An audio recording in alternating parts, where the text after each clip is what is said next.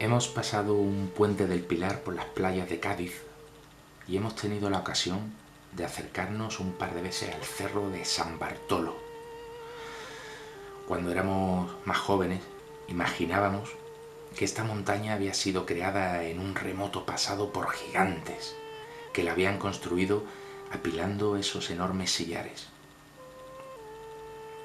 Hoy en día no tenemos pruebas de que hayan sido gigantes, pero la artificialidad de este tipo de montañas creemos que ya ha sido descubierta y demostrada por el investigador Eliseo López Benito.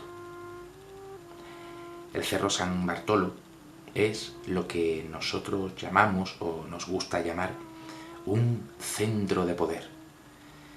Y lo llamamos así recuperando el término usado por aquellos grandes investigadores como Juan Gómez Atienza o el propio doctor Jiménez del Oso, que llamaban lugares de poder a lugares concretos del planeta donde las energías fluyen, confluyen o pasan por allí con una fuerza especial.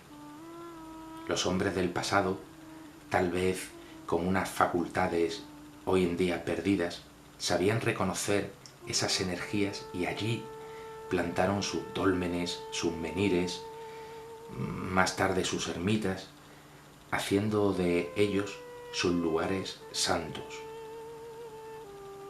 Pues bien, un centro de poder es similar a un lugar de poder, pero a gran escala.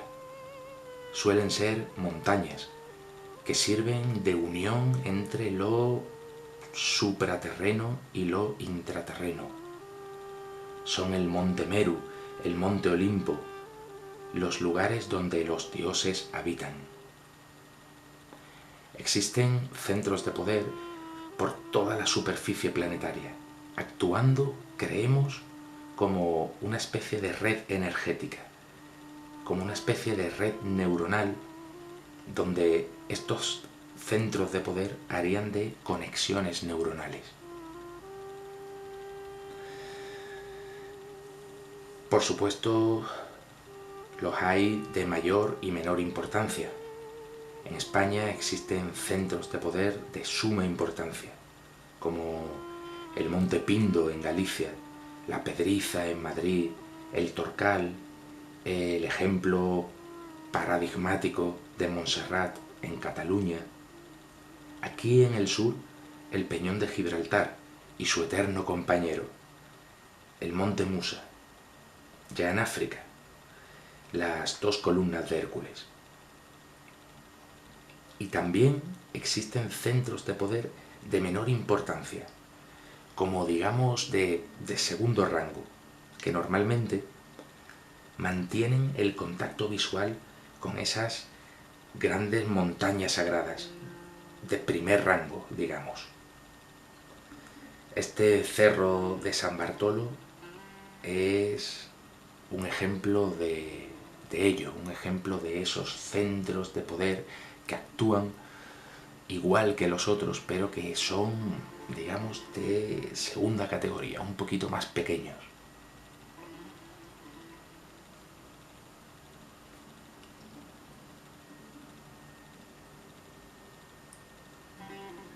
Ahí vemos esos grandes bloques, esos grandes sillares apilados.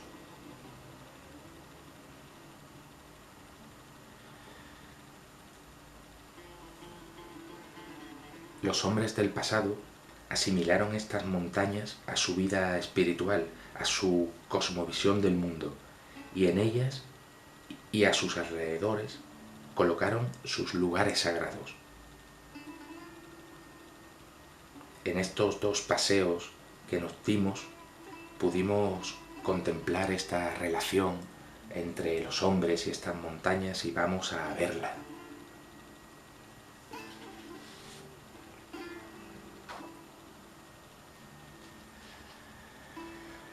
A pesar de llevar ya 13 años viviendo en esta preciosa tierra del sur y conocer bastante bien la climatología,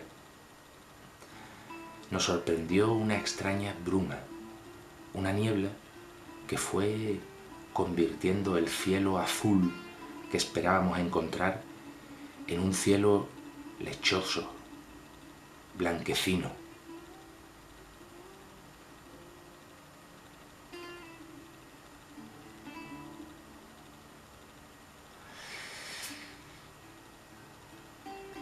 Esto, como digo, nos resultaba un poco extraño,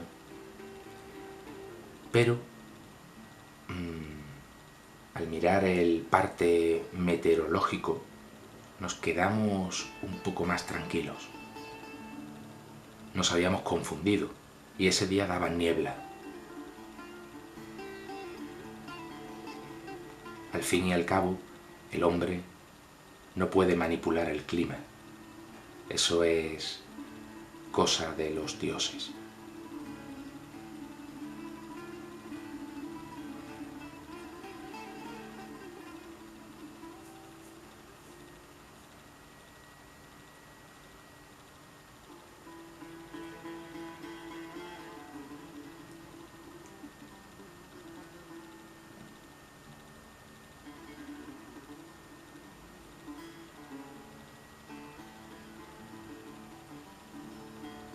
Ahí grabamos una extraña piedra que parece o se asemeja a la madera petrificada. No decimos que lo sea, pero nos resultó curiosa en su estructura, en su composición.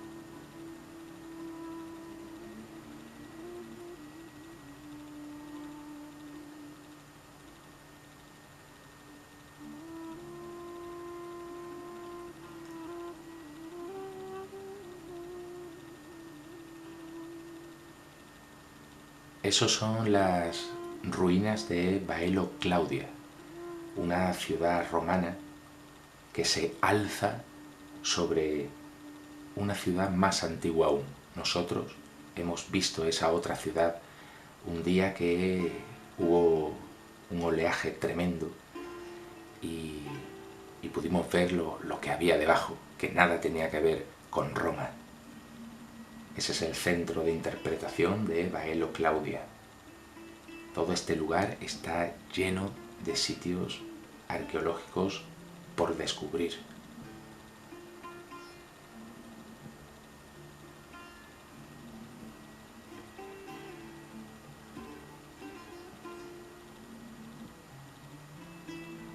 Ahí vemos un lugar de poder parecido a la montera del torero y el cerro San Bartolo.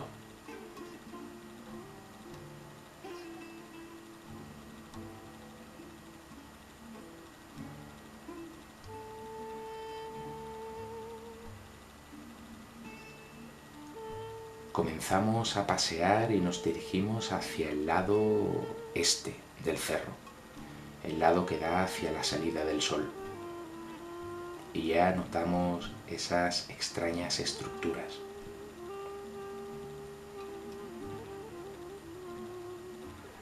Ahí vemos esas piletas,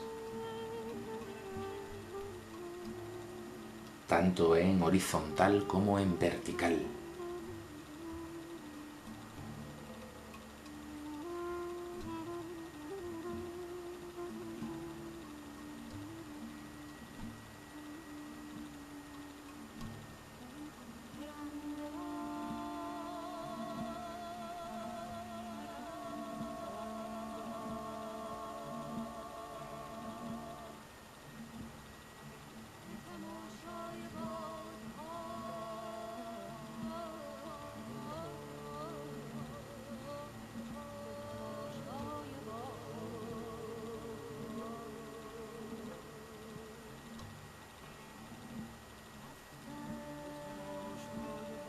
Observar bien la morfología de estas concavidades pétreas y sobre todo su superficie.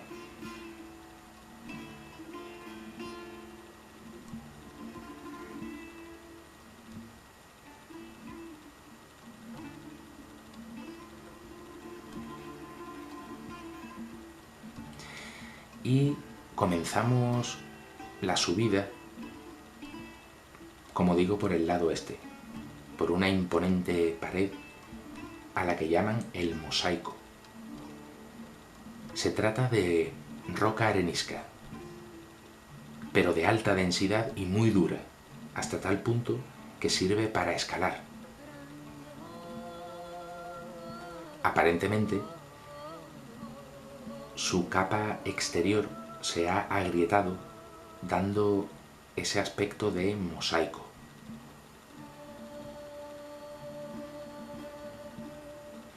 Y en esta pared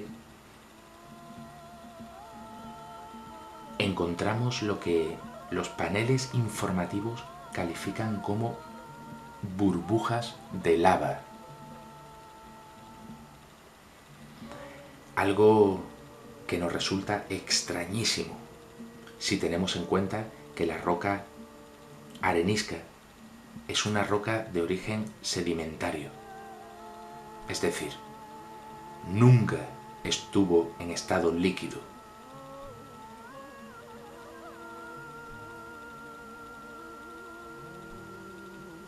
Además, si observamos estas extrañas concavidades, notamos que en las menos profundas continúan las grietas exteriores. Es decir, parecen que estuvieran hechas de fuera adentro y no al contrario.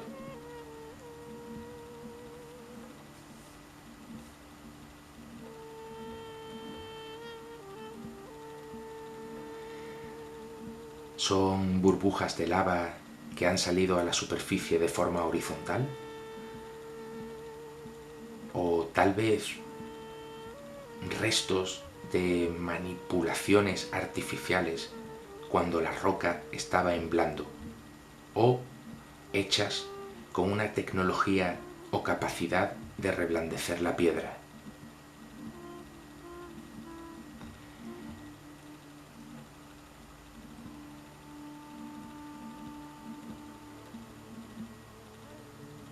Arriba encontramos templos rupestres.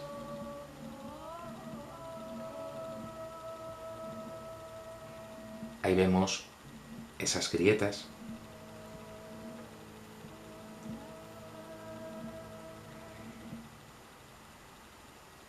Y una vez arriba, una vez que llegamos arriba, encontramos, ahí vemos cómo mantiene el contacto visual con los centros de poder. Esos son templos rupestres. Y lo notamos por las piedras que conforman las entradas y que acotan los recintos sagrados, tanto físicamente como simbólicamente.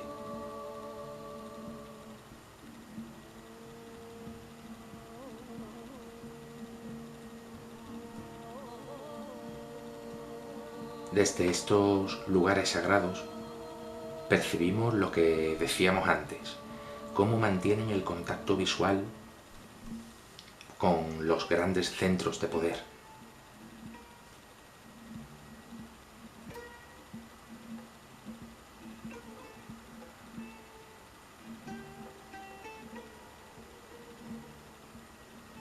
Ahí estamos dentro de uno de esos templos, de nuevo encontramos el techo con forma de entraña.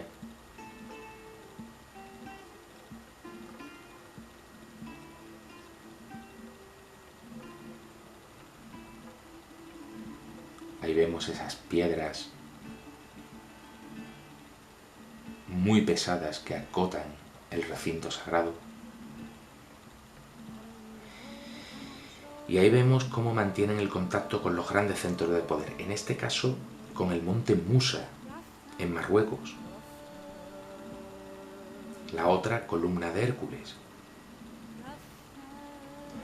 Tendremos que volver y explorar este cerro más detenidamente. Seguro que encontramos cosas muy interesantes.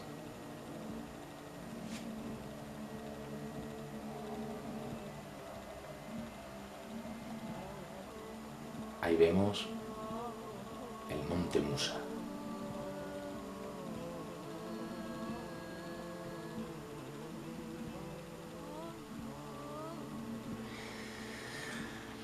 Pero ahora vamos a ver unas tumbas antropomorfas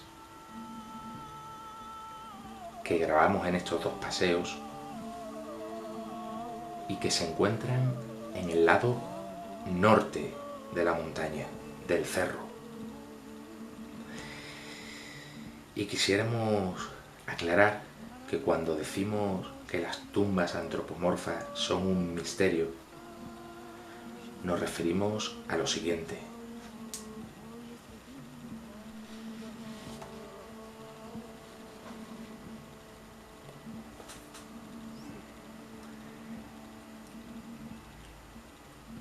Hay tumbas que han sido datadas hasta en la edad del bronce. Y también hay tumbas tardío-romanas, visigóticas y hasta medievales.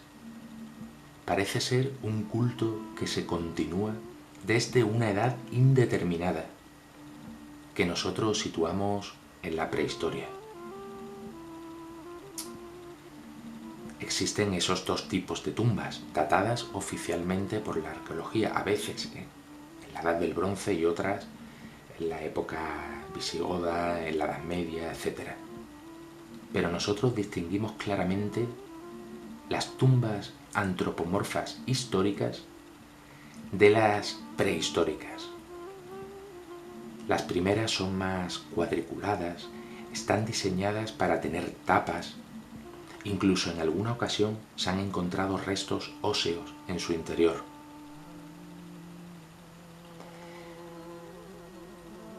Pero las prehistóricas o las más antiguas no presentan signos de talla en su realización y a veces se encuentran en superficies inclinadas. En muchas ocasiones ni siquiera tienen la forma de la cabeza. A veces están como inacabadas, como si la roca hubiera acabado y la tumba no hubiera podido seguir.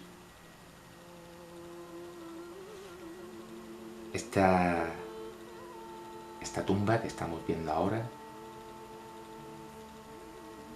mantiene su relación con el centro de poder y vemos que toda la superficie donde se halla la tumba parece una especie como de altar por esas piletas y esos canales que hemos visto, de tal manera que el líquido libacional se iría derramando hasta llegar a la tumba.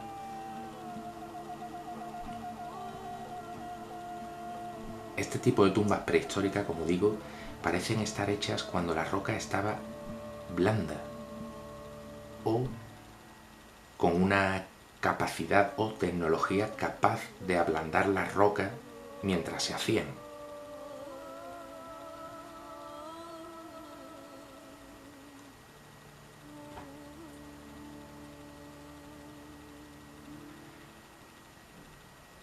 Ahí vemos otra supuesta burbuja de lava.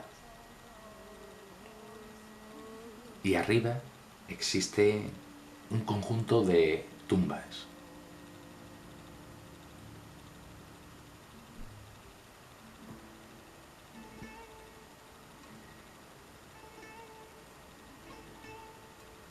Fijaos en la superficie de esa supuesta burbuja de lava, cómo es idéntica a las tumbas que hay arriba, que vamos a ver ahora.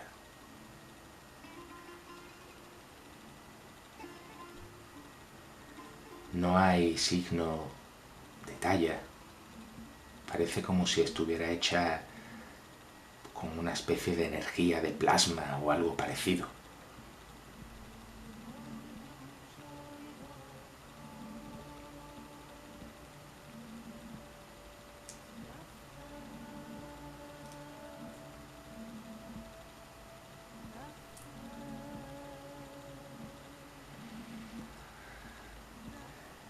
Ahí vemos las tumbas que nosotros creemos prehistóricas, sin forma de la cabeza, parecen piletas, bañeras rituales, huellas de gigantes. No hay ningún... Y mirad esa supuesta burbuja de lava. Aquí, ¿qué podría ser? ¿Acaso una pileta libacional? ¿Acaso una burbuja de lava? Es exactamente la misma superficie.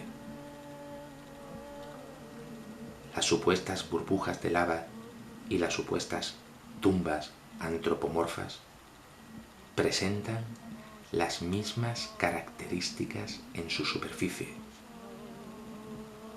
como si estuvieran hechas cuando la roca estaba en blando o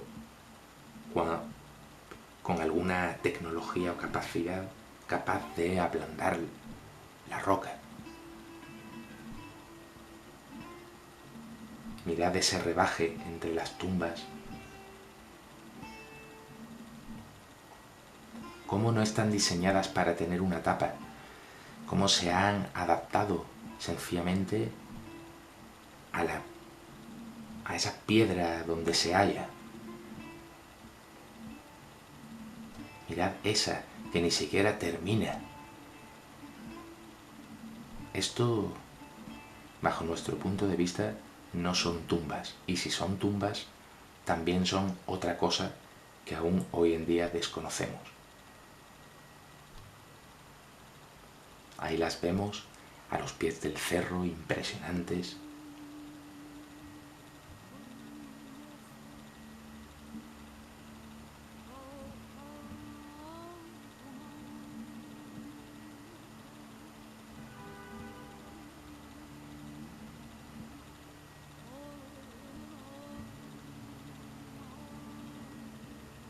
Estamos quizás ante otra prueba de la capacidad en el pasado de construir ablandando la piedra.